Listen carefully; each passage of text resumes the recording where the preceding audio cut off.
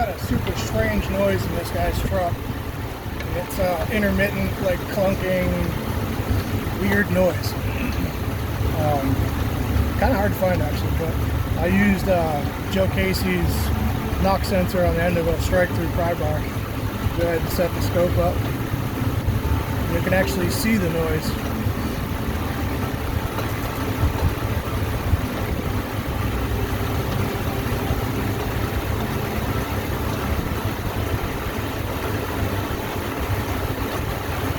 So every one of those real sharp spikes, that's when the compressor makes noise. See right there. And again, and I can go around to the other accessories on the truck and none of them make that, they don't have that signature.